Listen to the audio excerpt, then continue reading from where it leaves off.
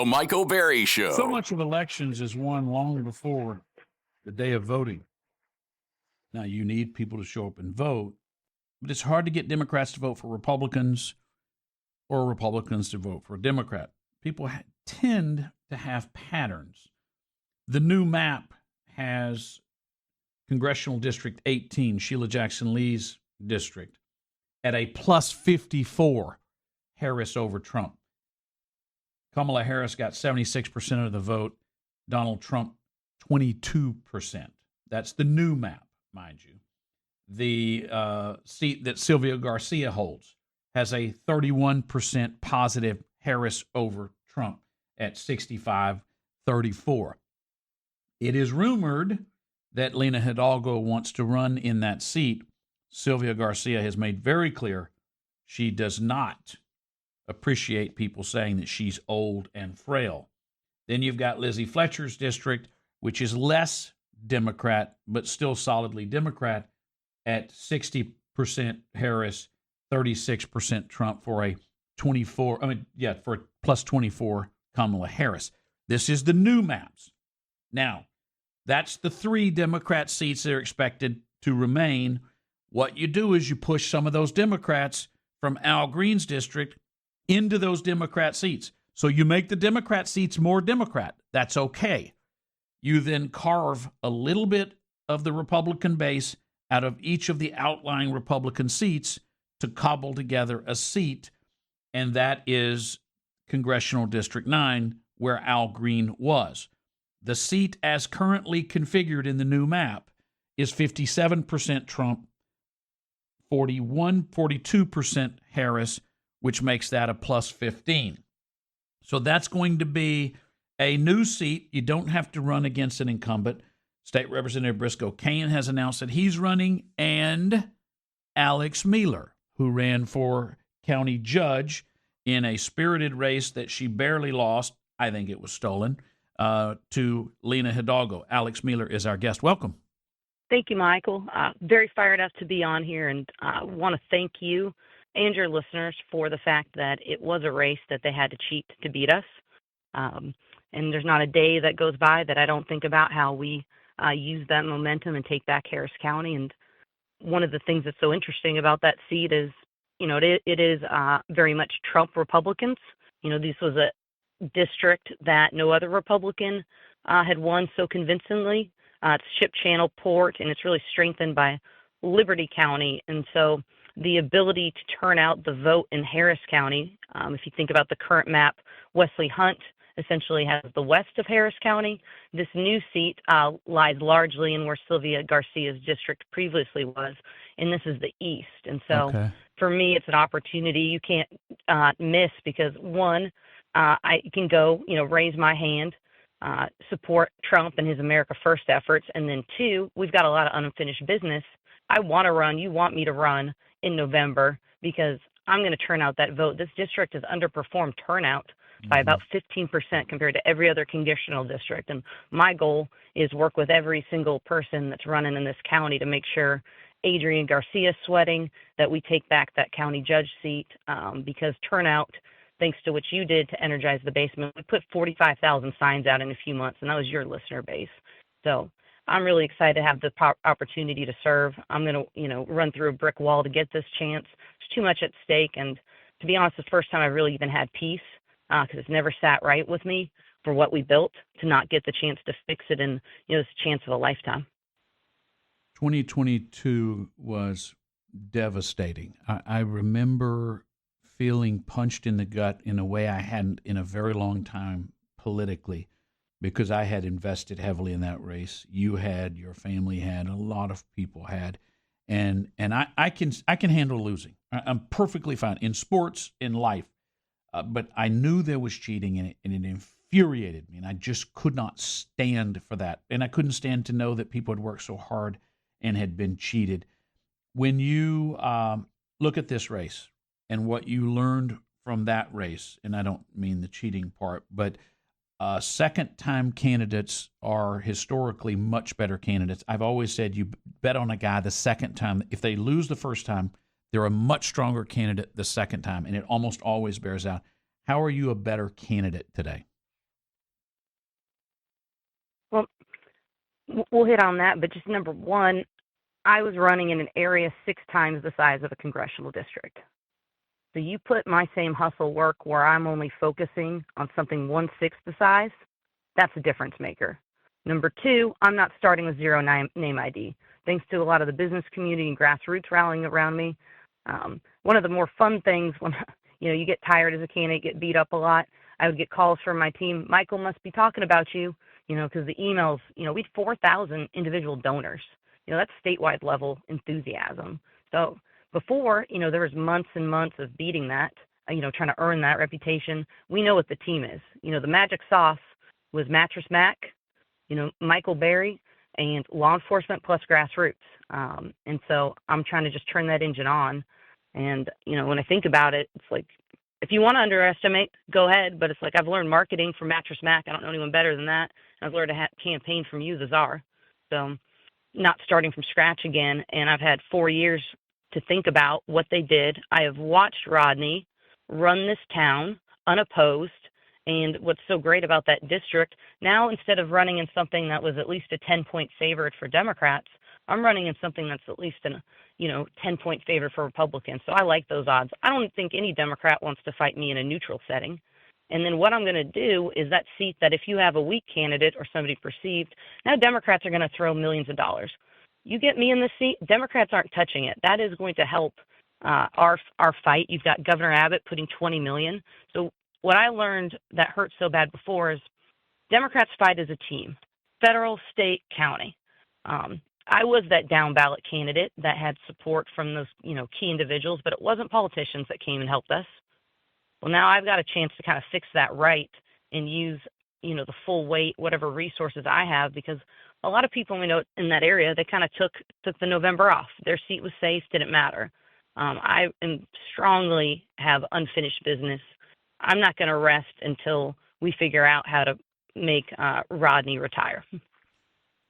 And we will discuss that and more coming up. Looking at the map, there's a good bit of Liberty County in this district as well.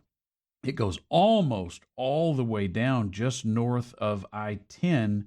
It goes almost all the way to Jefferson County, and then it drops below I-10 on the western part of the district. And then you've got sort of the southeastern corner of the Beltway. You pick up that piece there. It's probably where you get your density. All right, we'll talk to Alex Mealer, candidate for Congressional District 9, coming up. The Michael Berry Show continues. This must be your lucky day. President Trump hoped that a redistricting effort would lead to 5 Republican pickups in the House. It looks more realistic that it would be 3. Hey, I would love 5. One of those seats comes out of Houston, where Al Green, Congressional District 9, his district's numbers have changed dramatically. And now that is clearly a Republican seat. Alex Mealer announcing right here, right now, that she will be a candidate in that race. And I'll leave the map aside because I finally looked at it and I'm fascinated. But Alex, I'm going to put you on the timer and give you exactly 3 minutes to reintroduce yourself, because there are always new people coming in, moving out, learning about politics. I'm going to give you 3 minutes on the clock to tell folks who Alex Mealer is. All right, thank you very much. So I am the American First Fighter, and what does that mean? So background, I'm a West Pointer, combat veteran. I served overseas in the Army bomb squad in Afghanistan, defusing bombs. And, last campaign, I think, made a mistake of just assuming what people, what does that mean? Well, bomb squad means you only get called when something's tough. When everyone else is running away, when you're in a crisis situation, bomb squad, we're the ones that go run to the danger to defuse the IED and know how to settle down when chaos is all around. And that's that kind of skill set. Everyone can use political analogies. I'm battle tested. That says no, I'm actually a combat veteran. I know how to operate in hard times. And so after that, I'm a Harvard JD MBA. Moved to Houston, no connections. My husband and I, it was oil and gas shale revolution.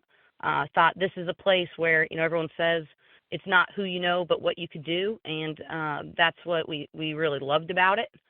worked really hard, kind of similar stories, Michael, you tell, kind of getting your first kind of white-collar job there.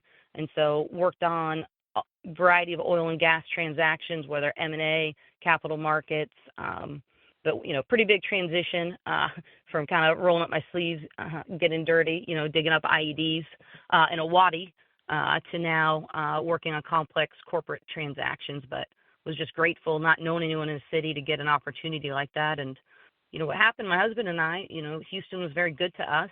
And when you have a family, times change. So I have a 4-year-old and a 6-year-old. Very precocious. If you know me, I'm a bit stubborn and outspoken, and I get reminded of what that's like every morning. But what changed is, I was going along. Here we are, live in this great American city. This is the dream, and things started to change. And I realized that change was coming from Lena Hidalgo. Now we all know since from Rodney Ellis, but what I saw is all of a sudden this great American city became, high taxes, high crime, weak infrastructure. And it was the most progressive policies being, we became this test bed. And so now when you watch what happens in D.C., everyone in Houston is like, we know this. We've already been doing this in Harris County. I know this very well, where they're going next. And the difference was for me, complete political outsider. I mean, if I think I knew more about politics, I would have realized how crazy it was, what it was doing. But I just saw a problem and knew I could fix it. And so quit my job, got into the race in November, self-funded for a few months. Everyone thought it was a joke. Like, what are you doing?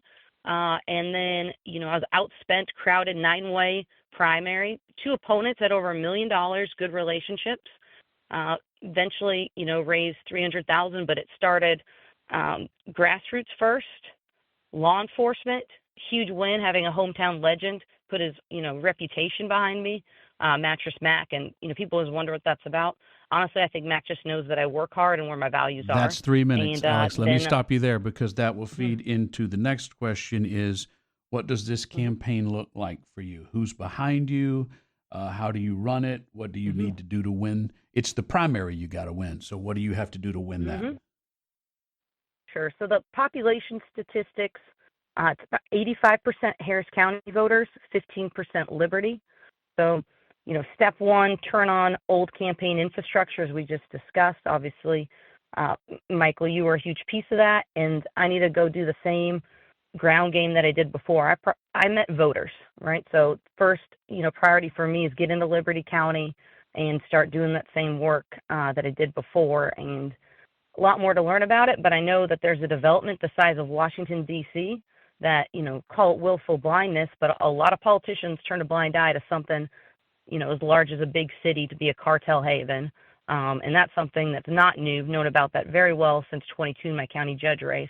There's no excuse for anyone not to understand exactly what Colony Ridge is and to come hard at that. But excited to meet everyone there. And so far, what's been happening is we are just turning on the old machine. So very strong support from the oil and gas community, and then Mattress Mac. And so I've also really proud that Fred Flickinger, District E, whose city council represents a lot of that, he's actually one of the people approached me and said, if you're not thinking about this, you should. And I've, put my weight behind you. And so he's very well respected. He's been a mentor. And, we've only had a couple days, for me to start getting up and running. But so far, it just looks like we're turning on the old engine, and I'm better, smarter, faster now. And couldn't be more excited to have an opportunity to try to, show everybody that, listen, you want an American First fighter, look at what I've done. I'm your pick. Speaking of Fred Flickinger, his mother, Marie, was a legend on the South Belt, and I was running my first race in 2001. She's one of the first people I went to see. She endorsed me on the spot, supported me like crazy. She had a newspaper at the time. She had a Chamber of Commerce at the time. And as I always did, I would say, give me 5 to 10 people I can go with your blessing and your endorsement to go and talk to and get support. And so he comes from a heck of a bloodline. That family, just first-rate folks. Do you expect President Trump to endorse? I'm surely hoping and will make the case. I think I'm clearly the right answer, just in terms of we don't need another Thomas Massey, trying to be a spotlight ranger. And one thing about me, if I was just into getting clicks or attention, there's certainly plenty of that way. it doesn't take hard to ask around that I'm always working behind the scenes, rolling up the sleeves, not trying to be, take credit, just trying to get stuff done. And I think that's a differentiator that I don't have a problem knowing when it's time to follow. President Trump is one of the few, I don't want to call them politicians, leaders who sacrifice more than anyone could. But a lot of these guys have never really had to lose anything, really had a, every victory I've had has been hard earned. And it took a lot to beat me. I mean, I had Nancy Pelosi, Hillary Clinton, Jane Fonda, all of the Hollywood elite get involved in a county judge race in a Democrat county because I was that hard to beat as a first-time candidate. What do you think I do with a priority congressional seat in a Republican district? Alex, they're not messing with me. I had to bring out the full weight to beat us. Alex Mueller, candidate for Congressional District 9, which was Al Green. He probably won't even run for re-election there. Thank you for being with us. We'll talk again before the primary. This is going to be a very, very... Thank you very much, Czar. Got it. This is going to be a very, very interesting political season. Buckle up. Smart devices, and earbuds. From Michael's brain, Every single one of them. to your ears, this is The Michael Berry Show.